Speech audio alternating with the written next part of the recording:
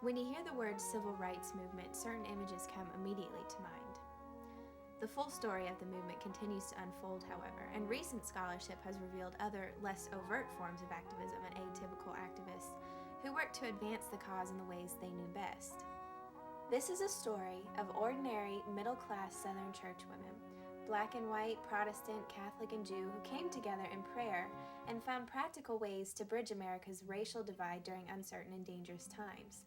Such a person, assuming such a task, would be a giant of moral courage, if not exactly a giant herself. It is September of 1949. Dorothy Tilley, director of women's work for the Southern Regional Council, organizes a workshop of Southern churchwomen at Clark Atlanta University. Leslie Dunbar, director of the Southern Regional Commission between 1961 and 1964, remembers Dorothy. And he said, and then there was this little lady from Georgia. He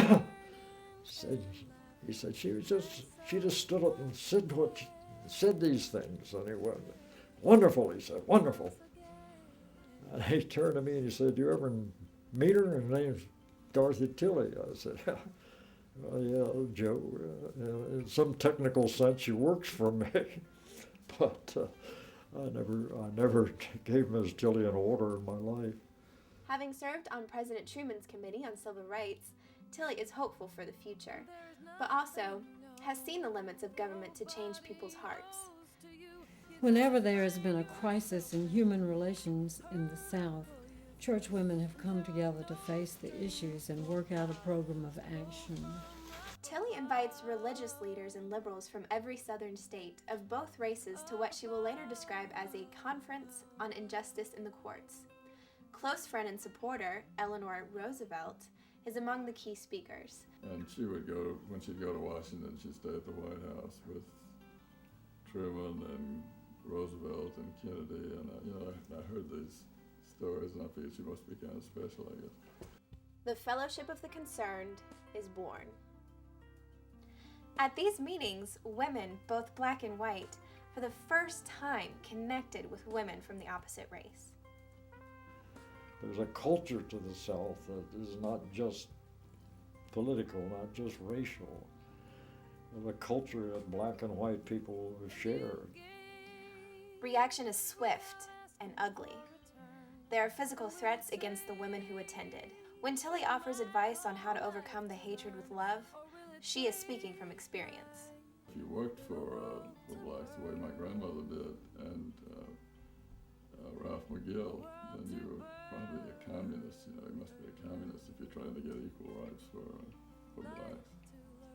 In 1963, President Kennedy summons Tilley to the White House as one of the 300 women's leaders asked to help win support for his civil rights agenda. Dorothy complies, organizing FOC activities to support Southern compliance with the Civil Rights Act. They will later support the Voting Rights Act by helping facilitate African American voter registration. But as the decade continues and the movement splinters, Tilley's FOC finds it difficult to maintain relevance in the face of increasingly militant activism. In 1968, elderly and ailing Mrs. Tilley hosts the final meeting of the Fellowship of the Concerned. The Fellowship of the Concerned and Dorothy Tilley are almost synonymous in my mind. Her mission, to organize mothers to raise more tolerant children, was boldly visionary, addressing not only the present, but more importantly, the future.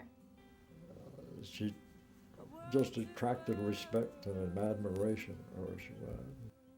In our world of sectarian violence and ethnic cleansing, Dorothy Tilley's gentle message of cooperation between women and her human scale methods may well point the way to understanding and peace. She's a prophet. Yes. Yeah, I mean, she really is a prophet. She knew things that we didn't have any idea of and weren't open to accepting until we got out of the South and met the other ideas.